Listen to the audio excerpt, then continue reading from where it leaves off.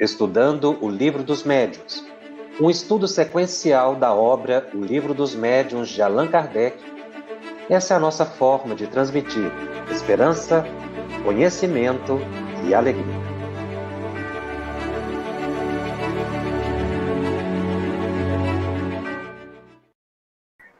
Olá, minhas amigas, meus amigos. É com muita alegria que nós estamos aqui mais uma vez para darmos continuidade aos estudos de O Livro dos Médiuns. E este é o programa de número 42 da série Estudando o Livro dos Médiuns, aqui pela FEB TV. E eu estou no capítulo 11 da segunda parte de O Livro dos Médiuns. O capítulo intitulado Sematologia e Tiptologia. Esse é o segundo programa relativo a esse capítulo. Apenas para recordarmos, as expressões sematologia e tiptologia foram utilizadas por Allan Kardec para definir especificamente um tipo de fenômeno mediúnico, o das pancadas, o dos sinais, das mesas que respondiam perguntas através de pancadas, através de batidas. Essas batidas aconteciam de duas formas. A própria mesa, movimentando-se, batia um dos pés no chão e, dependendo da quantidade de batidas, seria um sim, seria um não, ou uma letra construindo frases. Era um tipo rudimentar de perguntas ou de comunicação com os espíritos. Uma outra forma que também se obtinha resposta dos espíritos era quando a batida não era propriamente a mesa que se movimentava, mas a batida acontecia no interior da mesa. É como se dentro da madeira estivesse batendo. E aí, para identificar esse tipo de fenômeno, o que nós temos? Psicografia para a comunicação através da escrita. Médium falante, Kardec utilizou essa expressão para se referir aos médiuns que transmitiam as comunicações pela palavra, oralmente. E nós, mais tarde, o fenômeno passou a ser chamado de incorporação ou psicofonia. Então, para esse tipo de fenômeno, Kardec nominou sematologia ou tiptologia. A sematologia é a linguagem dos sinais, espíritos que se comunicam por sinais.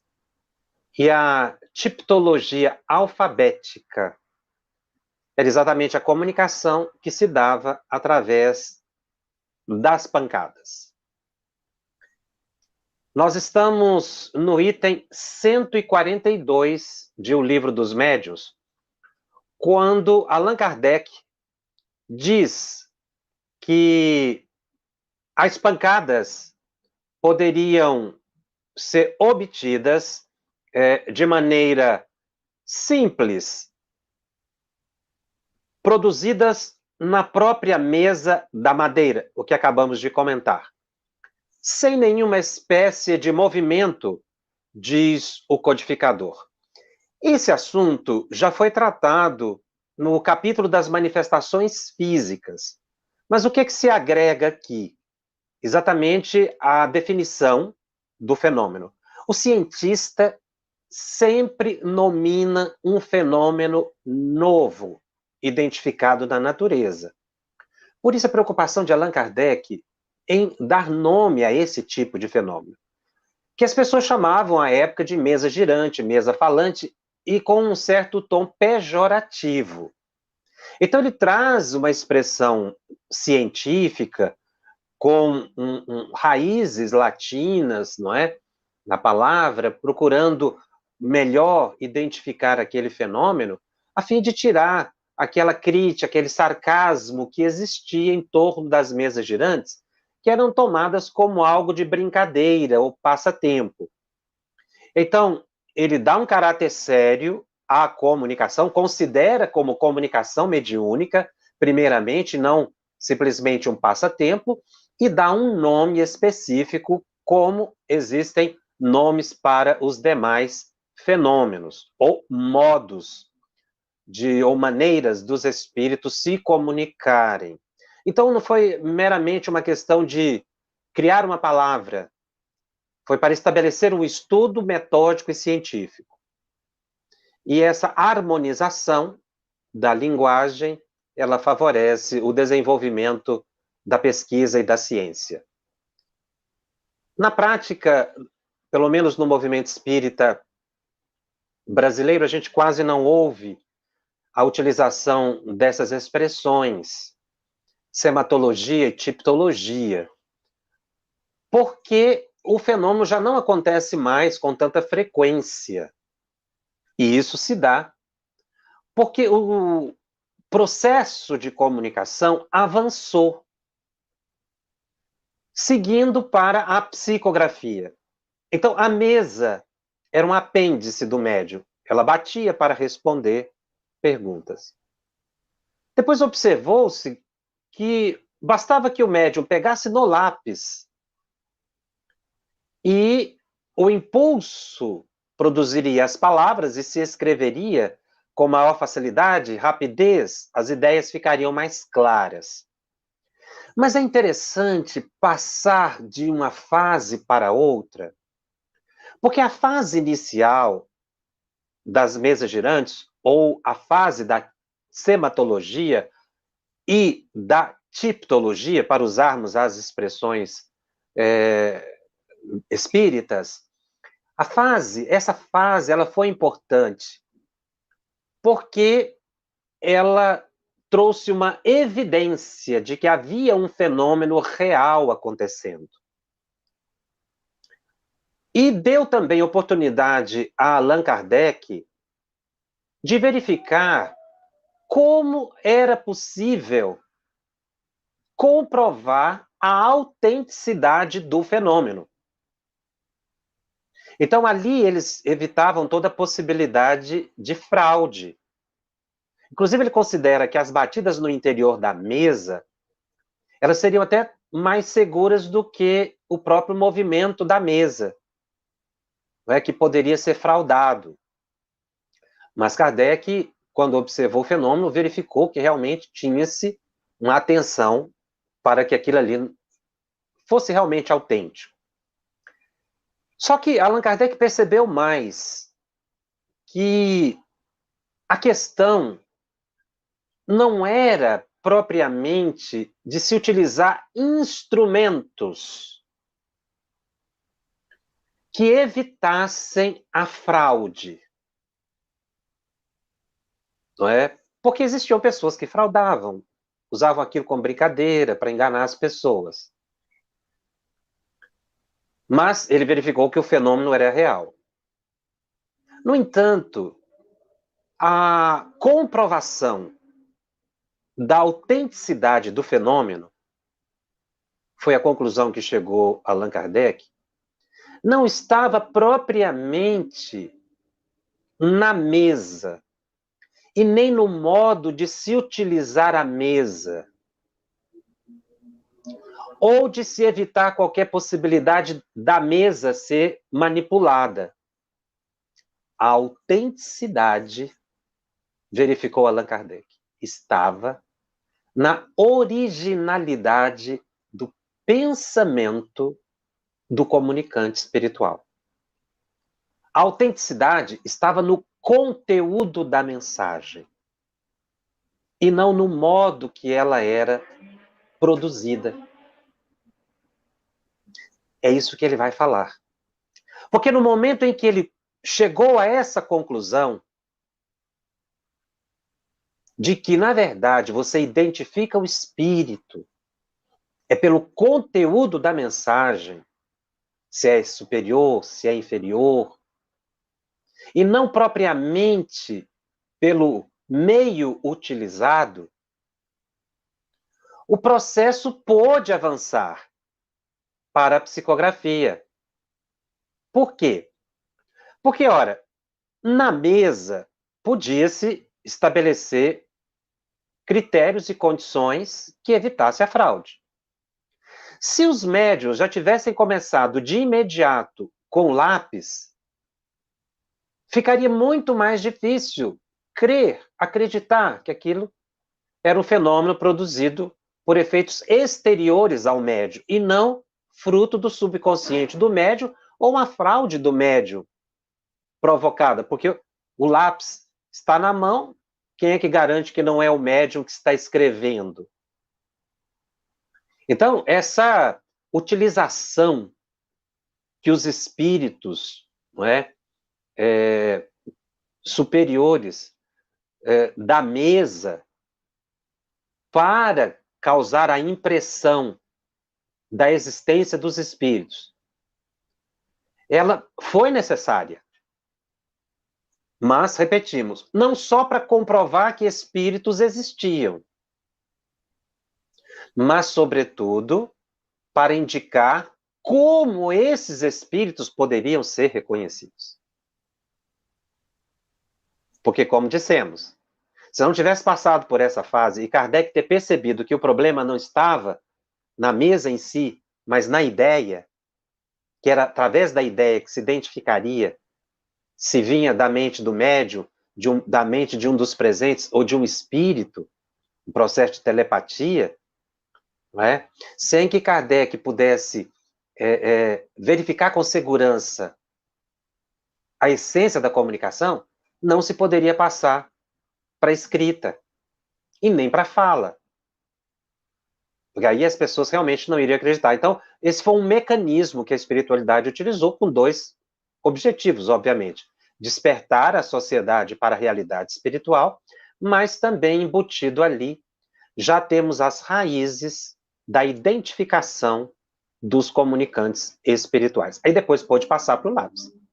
E veja que até mais recentemente a gente ainda ouve críticas a médiuns, né, que psicografando poderiam estar fraudando. Em alguns casos, até se comprova realmente a fraude, né, a má-fé, a malícia, porque isso existe em todos os ambientes.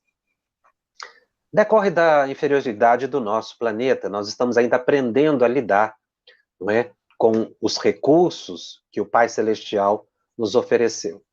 Então, esse momento da sematologia, da tipologia, ele teve, não é, um significado muito importante, embora hoje não se use mais.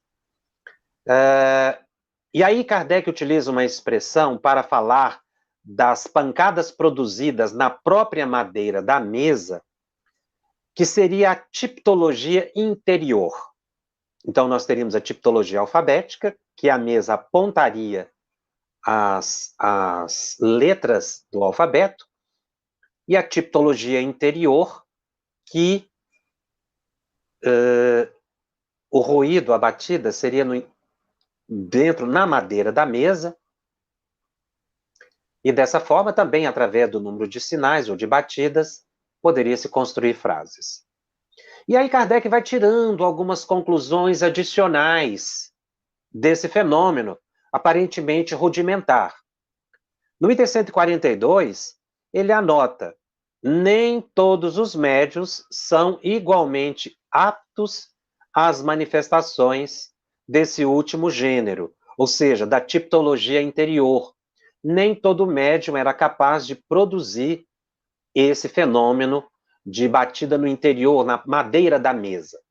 Aqui, então, ele já está começando a verificar a especialidade dos médiuns. Mais adiante, ele vai fazer toda uma classificação, nós teremos um capítulo específico para isso. Mas aqui ele já coloca as ideias embrionárias, não é? Que são essas conclusões que ele vai se tirando.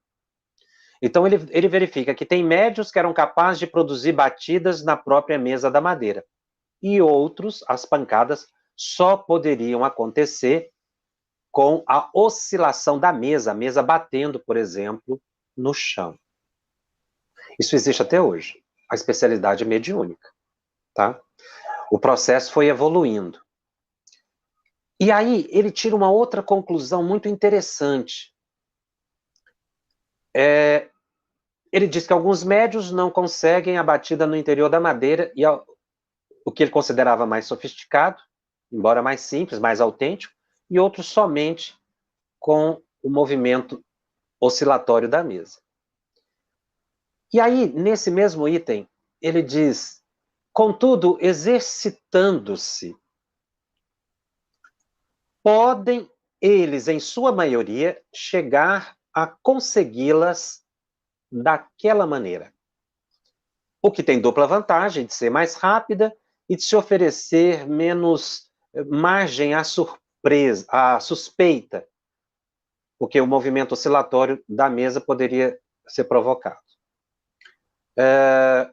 Que se pode atribuir a uma pressão voluntária.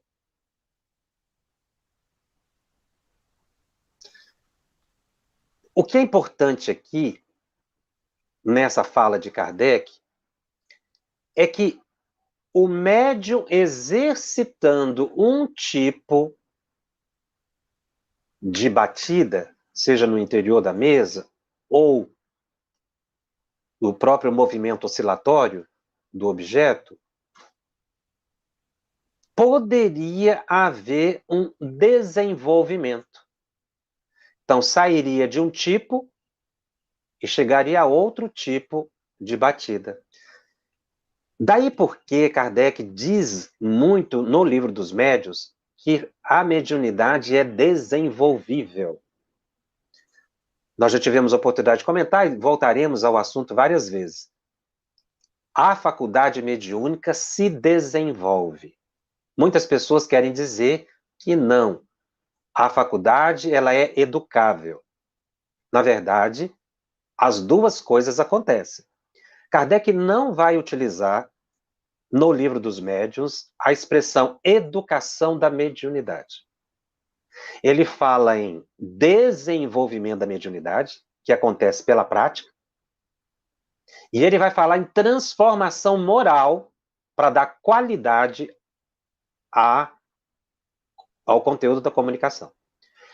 Nós vamos ver essa expressão educação do médium, educação mediúnica, com Emmanuel, por exemplo.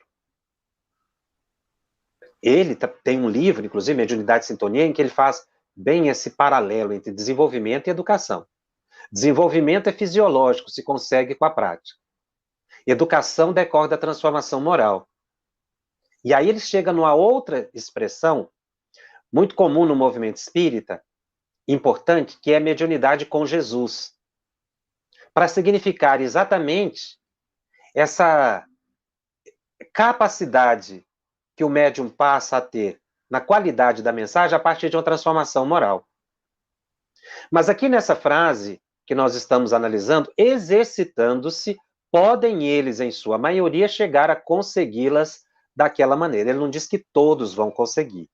Então, mediunidade é desenvolvível. Aqui já está o germen desse pensamento, porque ele considerava como algo fisiológico. E veja bem que aqui o médium, às vezes, não tocava no objeto, era um fenômeno de efeito físico que estava movimentando a mesa. Mas a prática tornaria o médium mais apto ou fluente na produção do fenômeno. Assim como a pessoa que vai psicografando ao longo dos anos, ele fica mais fluente na técnica. Ele fica mais adestrado no ato de psicografar, mas não quer dizer que ele vai melhorar o conteúdo, se ele não se instruir e se ele não buscar a transformação moral ou educação da própria mediunidade. Um outro trecho que nós queremos destacar, ainda desse item, o item 142 que nós estamos estudando, Kardec diz: quaisquer, porém, que sejam os aperfeiçoamentos que se possam produzir nessa maneira, que se possam introduzir nessa maneira de proceder, jamais se conseguirá fazê-la alcançar a rapidez e a facilidade que apresenta a escrita. Razão porque presentemente já é pouco empregada. Nós estamos aqui com um livro em 1860, não é? Com a publicação, na data da publicação de O Livro dos Médiuns, Kardec já havia identificado que esse tipo de fenômeno já estava caindo em desuso. É exatamente essa frase que ele coloca. A escrita apresenta maior rapidez e facilidade, razão porque, presentemente, já é pouco empregada. E aí ele completa.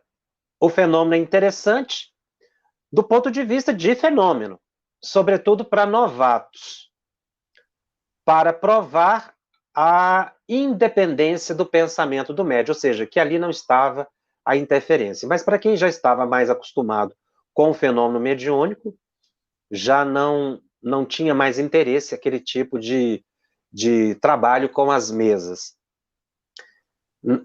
Kardec faz um outro comentário, em certo momento, que naquela época os fenômenos de efeito físico já estavam diminuindo. Então, ficando bem claro que depois que ele começa o trabalho com os espíritos, o fenômeno foi caindo em desuso. Por isso é que hoje a gente quase não os encontra mais, que já naquela época estava desaparecendo. Kardec ainda faz um outro comentário. Assim se obtém, não raro, respostas tão imprevistas e tão flagrantes a propósito, que só uma prevenção bastante determinada será capaz de impedir que os assistentes se rendam à evidência. O que ele está querendo dizer aqui? Que como a pessoa está assistindo um fenômeno de tipologia, ou seja, da mesa que está respondendo perguntas através de batidas, fica mais difícil a pessoa desacreditar do fenômeno. É aquele aspecto que nós colocamos. Fenômeno usado para, naquela época, levar as pessoas ao convencimento. Então, foi um momento de despertamento, de propaganda, não é? Da existência dos espíritos. A mediunidade foi que deu origem a todo esse processo. Hoje nós estamos na mediunidade com um outro compromisso. Sair do fenômeno, que é o efeito, para chegar na causa, que é a mente. Foi essa a caminhada de Allan Kardec. Por isso é que ele faz esses estudos tão detalhados e que, às vezes, parecem um tanto quanto monótonos, estudar um fenômeno que já não existe mais.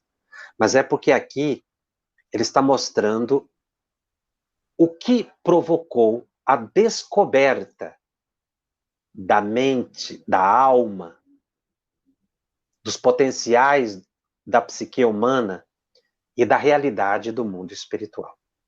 Fenômeno é efeito. A causa é a alma, ou espírito. Por isso que nós estamos aqui para estudar não o fenômeno, mas a alma, seguindo os passos de Kardec, através do fenômeno, para chegar na essência espiritual do ser imortal. Kardec, no item 143, diz da grande preocupação que existia à época de se garantir a independência do pensamento do médium.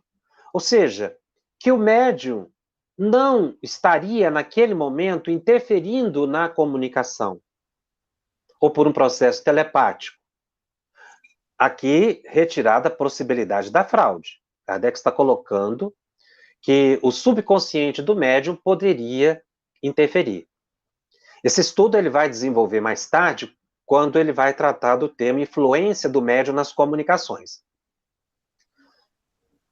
E, posteriormente, nós teremos um autor, Alexandre Aksakov, que estuda o mesmo fenômeno da transmissão de pensamento e da possibilidade do subconsciente do médium interferir na comunicação, no livro Animismo e Espiritismo. E aí ele dá um nome para esse fenômeno, dessa interferência do subconsciente do médium na comunicação, que aí seria um fenômeno anímico e não mediúnico.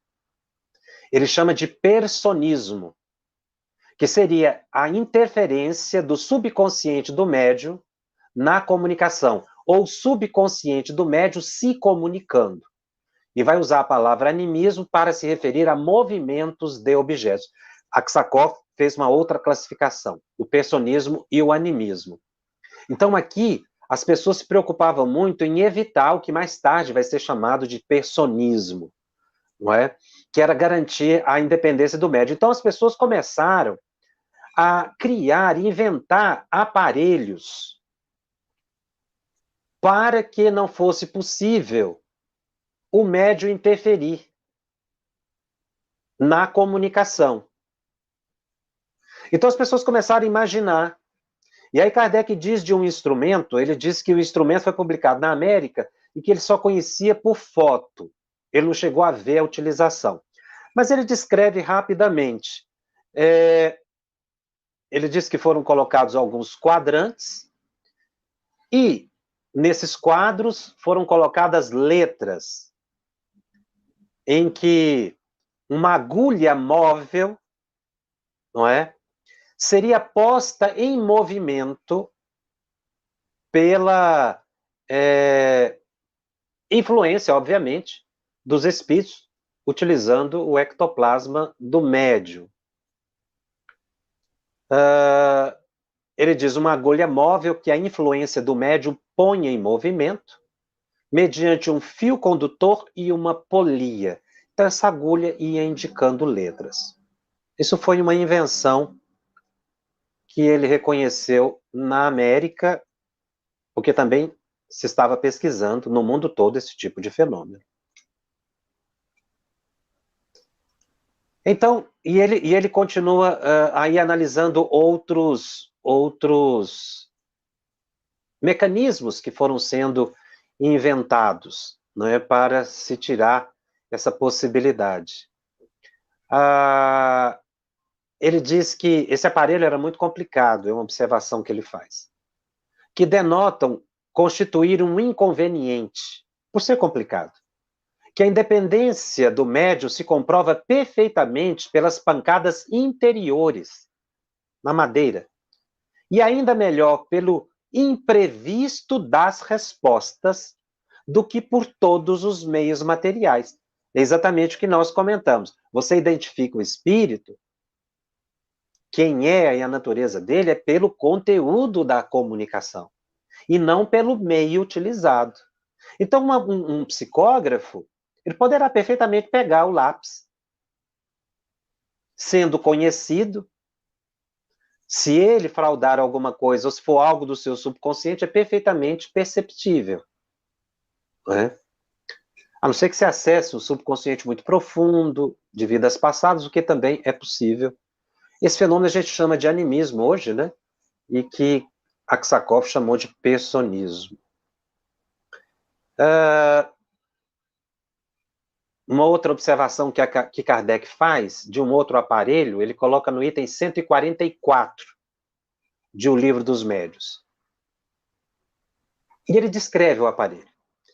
Ele diz que o aparelho chamava-se mesa Girardin, porque quem inventou a mesa e utilizava era uma médium chamada Emílio de Girardin. Ela obtinha muitas comunicações com esse aparelho que ele vai descrever aqui. Mas ele faz uma observação. Ela era uma médium que tinha uma fraqueza, é o que Kardec coloca, de crer nos espíritos e nas suas manifestações. Então, ela era muito crédula.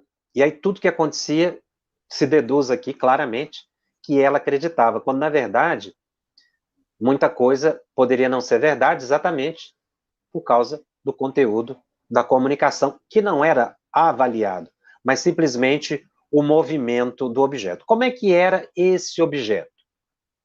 Era um tampo de mesa móvel. Então você imagina ali um disco, é mais ou menos assim, de uns 30, 40 centímetros de diâmetro.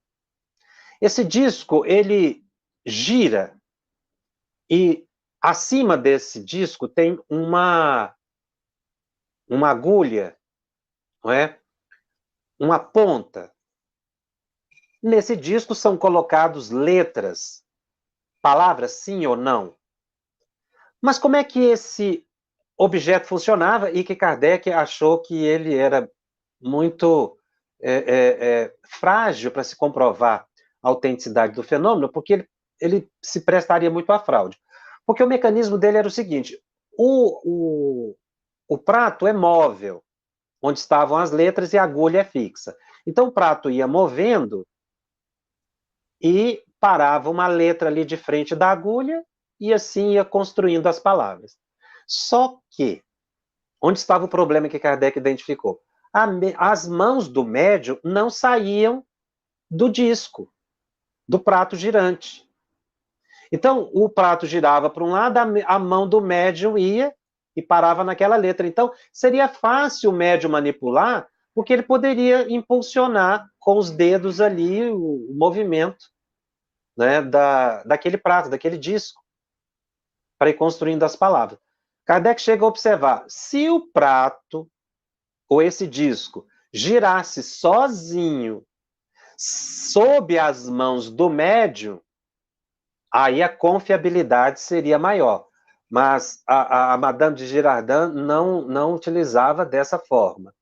Ela colocava os dedos, as mãos, e não tirava. E aí ela ia movimentando de um lado para o outro para construir as palavras. Kardec considerou que esse mecanismo era muito suspeito para dar credibilidade. Já no item 145, ele faz um comentário, e aqui também em termos de classificação de fenômeno e de espíritos. Ele começa o item 145 dizendo que, já caminhando para o final do capítulo, que ali era importante promover-se uma correção de um erro muito comum, que era confundir espírito batedor com todos os espíritos que comunicam-se por pancadas. Então ele fez uma diferença entre espírito batedor e espírito que se comunica por meio de pancada. Ele vai dizer que a comunicação por meio de pancada é uma coisa. Espírito que simplesmente bate para fazer barulho, estabelecer balbúrdia ou chamar atenção é de uma categoria diferente da outra. Então ele diz que por esse meio de pancadas, que é a tipologia alfabética, pode obter comunicação, inclusive de espíritos superiores, pelas ideias. Claro que são mensagens curtas. Percebe-se que é o espírito superior pela qualidade da comunicação. Tá? Então, uma comunicação por pancada é uma coisa. A tipologia é um fenômeno lícito, digamos assim. Espírito que vem só para fazer barulho são espíritos perturbadores. Tá? Então ele diz que é importante essa diferenciação, porque estava-se no início de toda uma pesquisa dos meios pelos quais se poderiam obter os ditados dos espíritos. Ele vai fechando a ideia dizendo assim: nós não nos servimos mais das mesas, não porque consideramos desprezível, mas porque, como fenômeno, já nos ensinou tudo o que pudéramos vir a saber. Como nada mais vai nos acrescentar as convicções, e porque a extensão das comunicações que recebe são muito mais rápidas e complexas do que a da tipologia, recebe pela psicografia ou pela fala, então o método das mesas foi abandonado. Mas não querendo dizer que a comunicação por batida seria totalmente errada. Muitas pessoas perguntam por que Kardec, depois disso, passou a usar mais a psicografia e não a mediunidade falante. Obviamente, como ele estava estudando, era melhor que ficasse gravado no papel, porque não tinha aparelho para gravação de voz à época.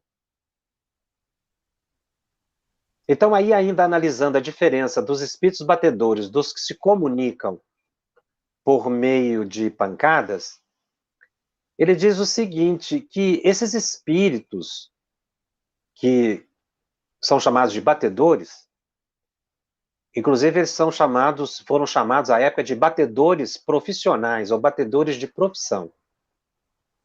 E outros espíritos os identificaram como verdadeiros saltimbancos do mundo espírita, ou seja, espíritos brincalhões que vinham fazer balbúrdia, que se intrometiam nas comunicações só para fazer graça, né?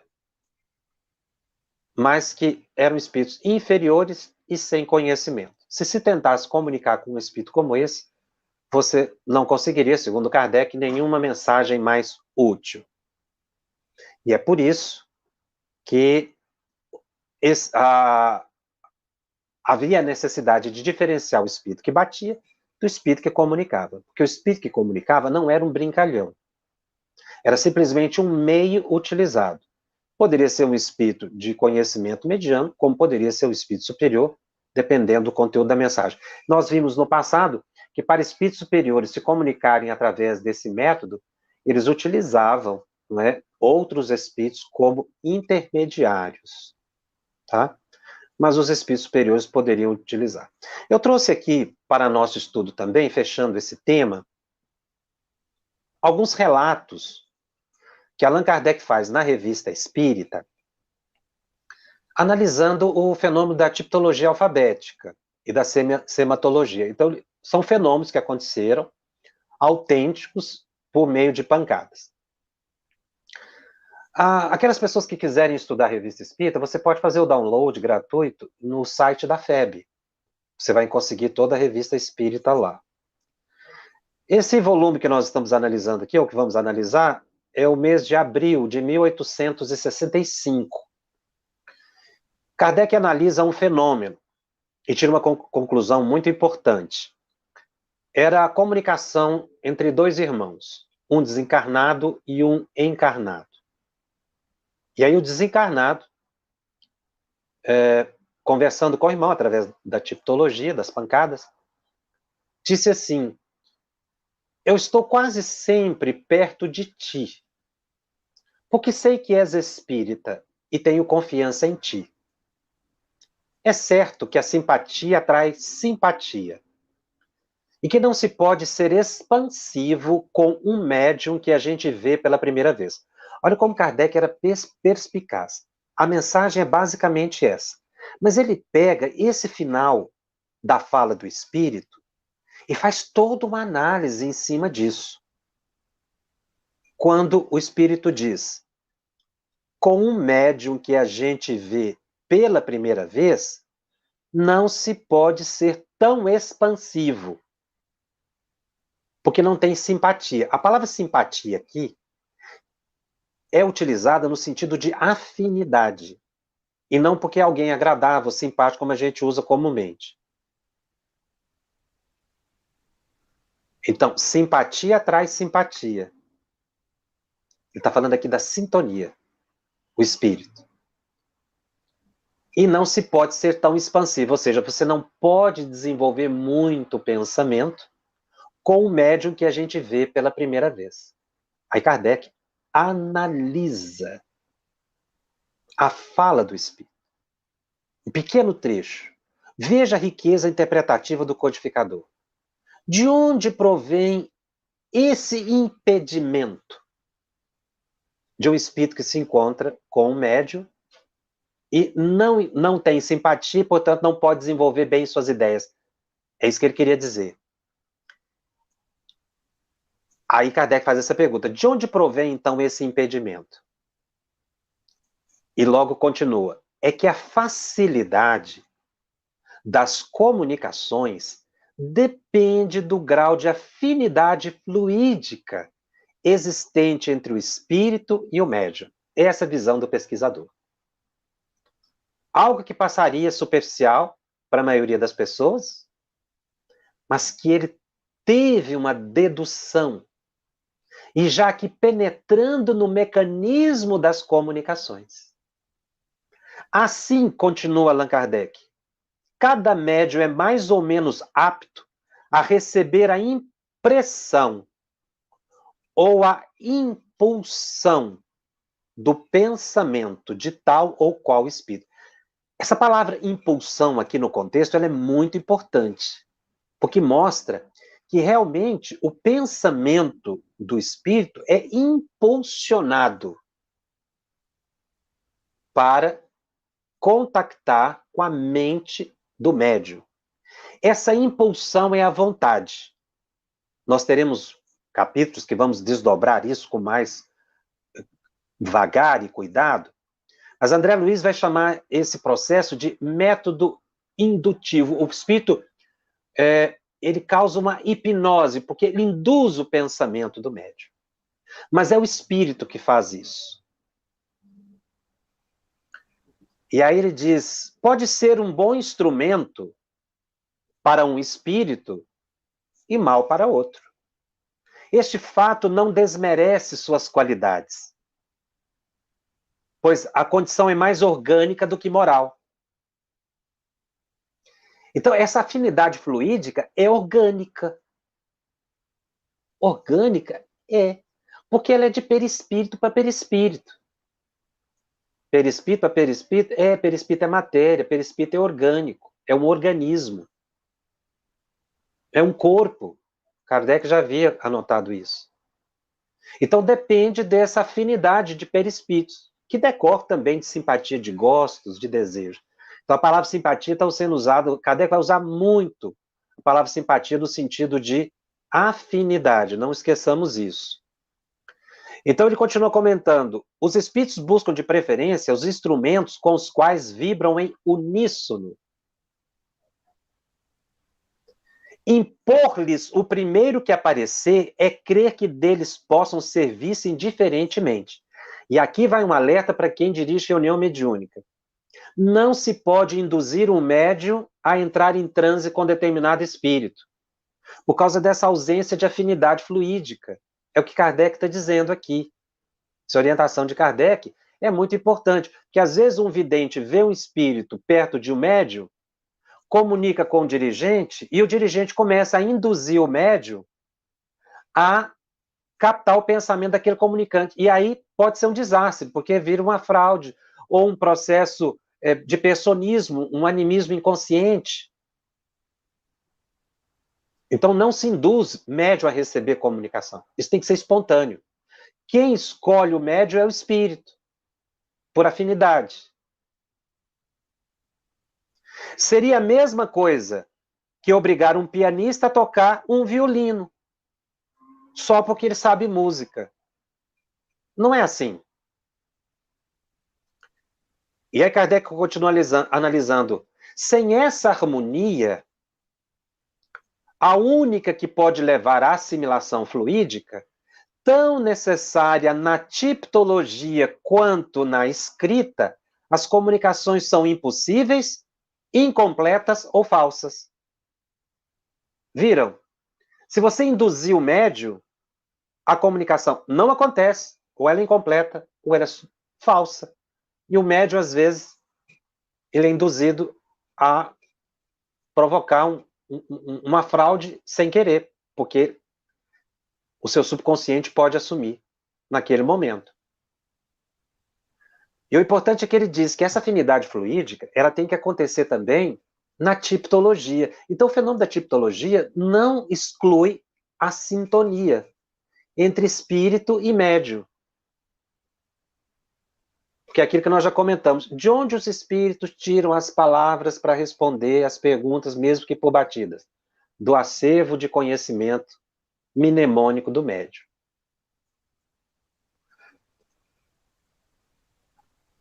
E aí ele faz uma observação, Kardec continua analisando, a assimilação fluídica é por vezes completamente impossível entre certos espíritos e certos médiums. O médium não vai conseguir obter o comunicado.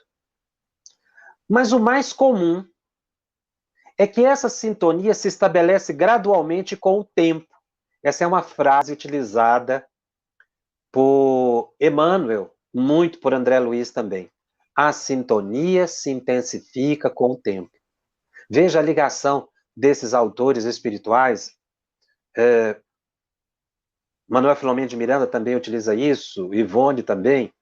A afinidade se estabelece gradualmente com o tempo. Então, o espírito pode conviver com o médium e vai aumentando a afinidade e a sintonia. Isso explica, diz Kardec, que se manifestam habitualmente a um médium e o fazem com mais facilidade aqueles que já convivem com o médium, os espíritos que já convivem com o médium.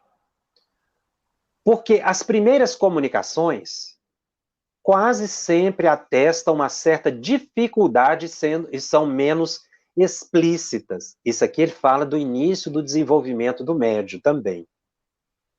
Tá?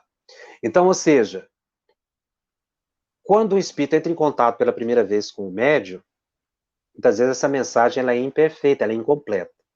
E com a prática do médium e com a convivência, ela vai melhorando.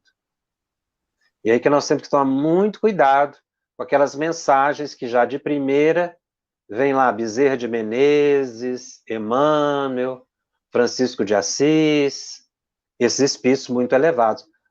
Porque isso depende de uma afinidade com o médium que se constrói com o tempo. Não é que seja impossível, Kardec diz isso. Mas a gente tem que tomar muito cuidado com os nomes. Ele menciona aqui na Revista Espírita.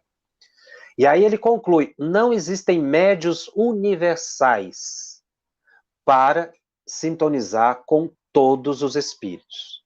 Tá? Como não existem médios aptos a todos os gêneros de manifestações. Outra observação que ele ainda reforça aqui na Revista Espírita, desse mês e ano que estamos estudando, é preciso deixar o espírito escolher um instrumento, o médium, né? Mas ele faz uma observação, quando um espírito se comunica pela primeira vez a um médium sem qualquer dificuldade, que ele identificou isso, isso se deve a uma afinidade fluídica excepcional ou anterior de outras vidas entre o espírito e seu intérprete, o médium.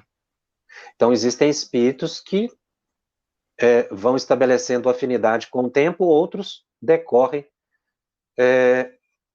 de uma ligação já de vidas passadas.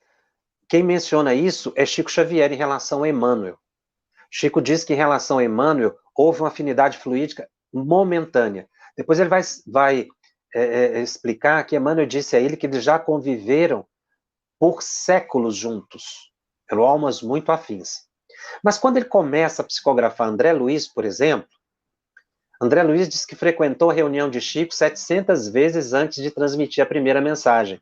Então foram essas duas situações que Kardec coloca aqui, não é? Uma afinidade fluídica de momento, que já foi identificada por Chico e Emmanuel, e uma afinidade fluídica que foi construída com o tempo, que foi o caso de Chico com André Luiz. E aí, Kardec faz uma abordagem fantástica, que ele diz o seguinte, é possível superar essa dificuldade de afinidade fluídica, se o comunicante quiser ou puder. Como é que ele poderia contornar essa dificuldade de sintonia? Porque está encontrando o médium pela primeira vez, não é? Isso demandaria, às vezes, muito tempo, mas ele quer transmitir uma mensagem. E Kardec diz, é possível. De que maneira? Ao invés dele sintonizar com o médium, o comunicante vai se sintonizar com o guia espiritual do médium. E o guia vai transmitir a mensagem para o médium. Porque seria mais fácil entre espíritos estabelecer esse contato psíquico. Então aí nós teremos um fenômeno muito interessante, que é de um espírito que usa um outro espírito para transmitir uma mensagem. No caso, o guia do médium tem afinidade, obviamente, com o médium. O espírito passaria a mensagem para o guia e o guia transmitiria a mensagem. Mas não assinaria o nome do guia, porque no caso aí o guia é apenas a ponte. A mensagem é do comunicante. Por isso a gente vê em muitas mensagens de Chico Xavier, aquelas de familiares, o espírito falando mais ou menos assim: parente tal está aqui me ajudando a escrever. O que está acontecendo na verdade? Às vezes o espírito era muito doente, recém-desencarnado, o que era muito comum nesse trabalho de psicografia do Chico. Aí vinha um familiar, um espírito equilibrado, que trazia aquele enfermo. E aí esse espírito familiar é que fazia sintonia com o Chico. Mas será que ele fazia sintonia diretamente com o Chico? Por que eu coloco isso? Porque no livro Nos Domínios da Mediunidade, capítulo 16, André Luiz descreve esse fenômeno.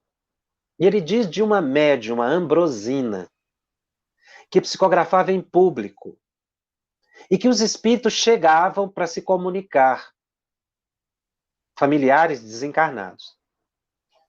Como é que era o processo?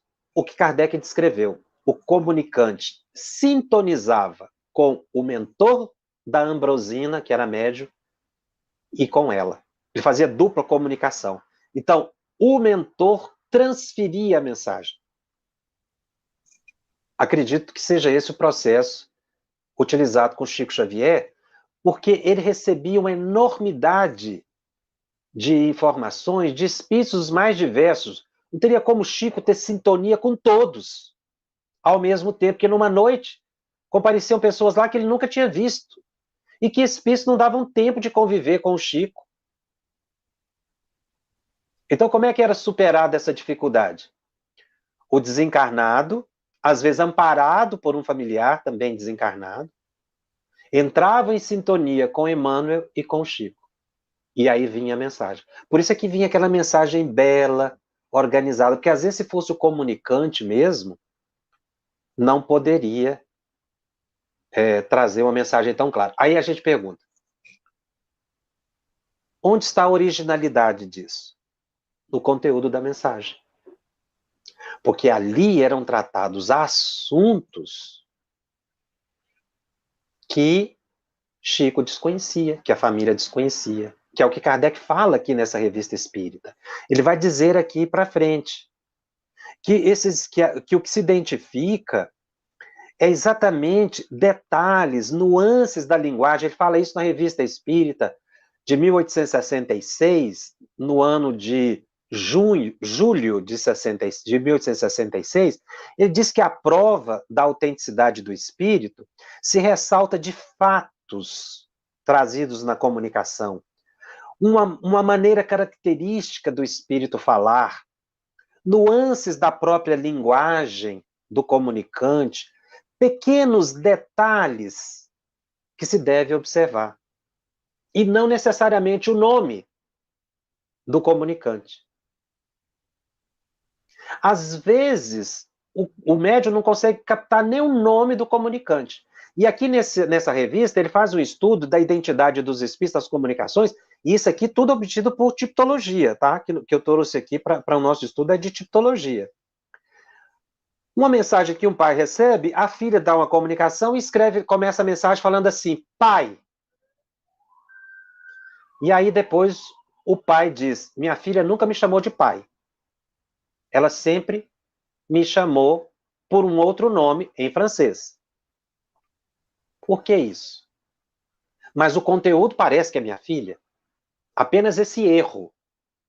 Aí o mentor vem e elucida o problema. É porque a médium não tinha muita maleabilidade com nomes.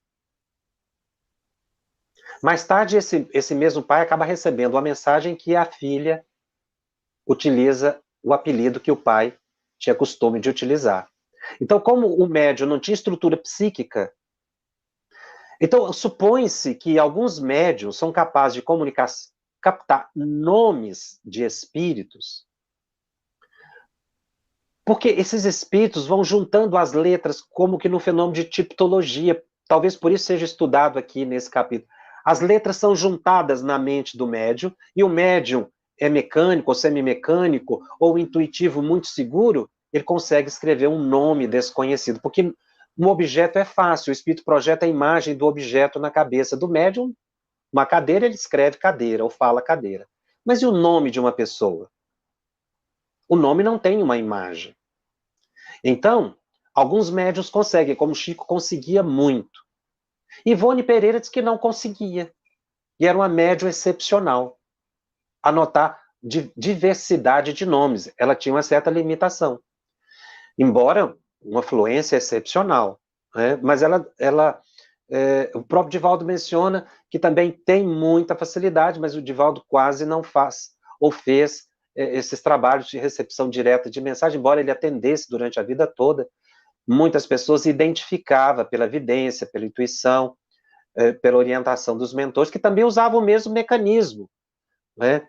O Divaldo poderá confirmar isso aí, do contato com a mentora e com o médium ao mesmo tempo, que é o mecanismo mais fácil de comunicação, que Kardec explica. É uma simplificação do processo para o médium não ter que entrar em contato com uma enormidade de espíritos. Então, no caso nos domínios da mediunidade, há uma explicação muito clara para essa revista espírita aqui que Kardec traz, do contato do espírito com o mentor. Mas a mensagem é do comunicante. Kardec vai dizer que nem todo médium tem essa aptidão, nem todo médium tem essa especialização, o que não é demérito nenhum para o médium. Kardec tinha esse cuidado excepcional. O respeito à pessoa incondicional. Uma solidariedade, uma fraternidade. Médium é médium. É um ser humano que merece carinho, compreensão e respeito. Outra coisa é a mensagem, que pode vir de um espírito mentiroso, fraudador. Não se misturam as coisas. O médium não pode ficar melindrado com essa análise. Muito pelo contrário, ele tem que agradecer essa mensagem, essas análises. Nosso tempo já praticamente acabou, mas nós estamos com o Telegram aberto para você colocar lá suas perguntas.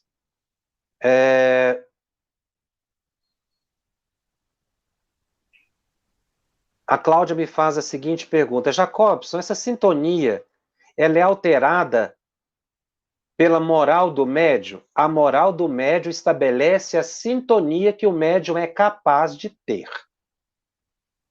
Então, se você considerar que a sintonia ou com espíritos elevados, ela pode ser alterada pela moral do médium, isso é verdade. A moral afeta a sintonia com espíritos elevados, sim. Porque o médium destituído de moralidade, ou de esforço de moralidade também, porque o médium não precisa ser perfeito, mas ele precisa se esforçar. O médium que não tem esse esforço, que se compraz na viciação de toda a ordem, vaidade, orgulho e outros vícios morais e físicos, ele vai se sintonizar, sim, com espíritos inferiores. E quanto mais ele conviver com esses espíritos, maior será a afinidade.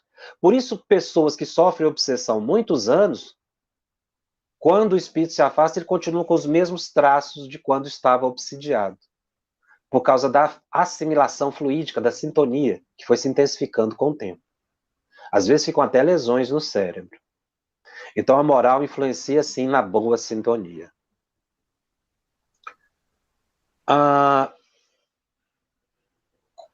O André Luiz nos pergunta: boa noite, como será a relação de espíritos sofredores com o médium, se tem muitas vezes um encontro com o médium pela primeira vez? Essa pergunta é ótima, porque é o que acontece na reunião mediúnica. Mas André Luiz vai explicar que esses espíritos que se comunicam, os enfermos, eles, pelo menos por algumas horas, no dia ou de véspera, convivem sim com o médium para estabelecer sintonia. Primeiro, os mentores vão verificar no grupo qual é o médium que tem maior sintonia ou afinidade com aquele tipo de espírito, porque também tem essa especialidade no grupo mediúnico. Depois, eles vão levar o espírito à casa do médium, e esse espírito vai conviver com o médium algumas horas, no mínimo. Alguns chegam a conviver dias. E o médium percebe, porque ele costuma somatizar todas essas sensações. Por isso que o médium de reunião mediúnica tem que ter muita vigilância, não pode faltar, porque se ele faltar à reunião, não se improvisa essa sintonia. Então, aqui ainda se aplica o mesmo princípio de Kardec. É preciso que haja sintonia. Mas como é que ela vai ser uma comunicação rápida, que não vai ter muitas vezes um teor de informação elevada? É mais para socorrer o espírito. É mais um contato do espírito com os fluidos animalizados do médium. Um reavivamento sensorial. Então, é um fenômeno mais simples do que o ditado de uma mensagem, de um livro, por exemplo. Então, é um contato, não é importante, mais superficial, por isso é que não precisam de muito tempo. Mas alguns espíritos chegam a conviver. Ivone diz que, em alguns casos, até 30 dias. O espírito pode conviver com o médium para estabelecer essa sintonia para se manifestar na reunião mediúnica. Senão, não acontece. Então, essa regra de Kardec, ela se aplica tanto para a comunicação de espíritos sofredores, doentes, recém-desencarnados, quanto também para mentores. É preciso que haja um mínimo de simpatia. E como eu disse, do grupo, um médium é escolhido. E os espíritos é que sabem. Não dá para a gente saber. É aquele que vai oferecer melhores condições. Foi o que Kardec diz aqui. O espírito é que escolhe o médium. Então, no caso do grupo mediúnico, é o mentor que escolhe o médium e vai estabelecendo a convivência para a sintonia. O médium precisa orar. Naquele dia da reunião mediúnica tem que ficar mais vigilante, mais sereno. Por que André Luiz fala isso no livro Desobsessão? Porque ali está estabelecendo já a sintonia do espírito. Tem uma pergunta interessante, que eu estou passando aqui do horário, mas só um minutinho. A Terezinha pergunta que eu conheci uma pessoa que conheci na minha adolescência, falecida uns 3 anos atrás, não sai da minha memória. Será que o espírito dele está me acompanhando? Não dá para saber, viu, Terezinha? Mas o que a gente pode fazer quando isso acontece? Orar pela pessoa. Pode ser que a lembrança seja exatamente essa, para que você ore pela pessoa e ela vai ficar muito agradecida por essa caridade que você estará fazendo. Nós vamos ficando por aqui, tá? O estudo nosso está disponível nas plataformas de podcast, no canal da FEB, no Spotify e nas demais plataformas de áudio streaming. Os nossos encontros semanais ficam gravados e disponíveis gratuitamente. Divulgue os nossos estudos, compartilhe com aqueles que não puderam assistir ao vivo. Se você tem dúvidas, acesse o Telegram no endereço @FebTV_médios, coloque lá a sua pergunta. Nossa equipe está aguardando para responder, para conversar com você. Todos os programas gravados e todas as respostas do Telegram podem ser encontrados no sítio febtv.com.br/médiuns. E, finalmente, é o convite que nós fazemos sempre. Seja um padrinho ou uma madrinha da FEB TV, para que ela possa manter no ar esse canal que busca levar conforto, a alegria, a paz e o entendimento. E eu te aguardo na semana que vem para continuar estudando o Livro dos Médiuns. Estudando o Livro dos Médiuns, um estudo sequencial da obra O Livro dos Médiuns de Allan Kardec. Essa é a nossa forma de transmitir esperança, conhecimento e alegria.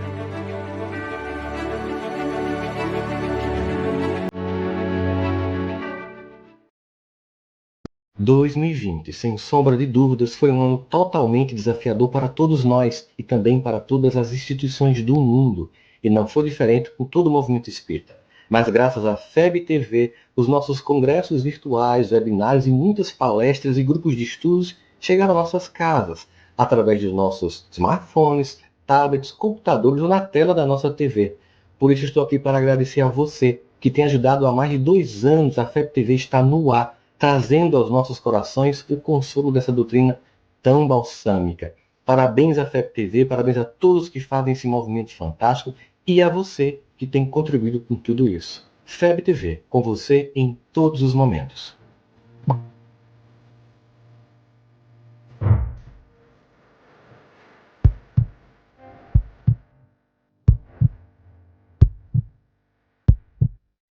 A Federação Espírita Brasileira lança o portal FEB Podcast, com conteúdos em áudio que objetivam esclarecer e consolar corações para uma postura de vida com fé, harmonia e esperança. Diretamente dos estúdios da Federação Espírita Brasileira, está começando o podcast Espiritismo em Pauta. Você está ouvindo o podcast Estudando o Livro dos Espíritos. Olá, eu sou o Thiago Toledo e você está ouvindo o podcast do Cidadão do Universo.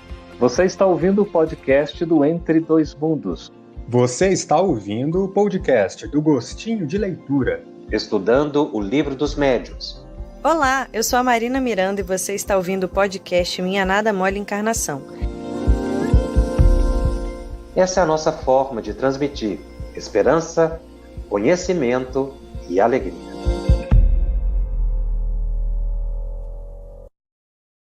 Conheça a Federação Espírita Brasileira, que busca mostrar quem ela é. O trabalho realizado por meio desta instituição centenária, trazendo você para dentro da nossa casa. Como surgiu a Federação Espírita Brasileira? De Augusto Elias, o seu fundador, aos dias de hoje, o que ocorreu? Quem foram e quem são os vultos que fizeram e fazem parte desta história? Qual a relação de nomes como Chico Xavier, Bezerra de Menezes e Ivone Pereira com esta instituição? Qual a sua missão? Como ela atua na formação do homem de bem? Apresentaremos a Federação Espírita Brasileira em formato dinâmico com vídeos, depoimentos, postagens históricas, áudios. Conheça e faça parte desta família.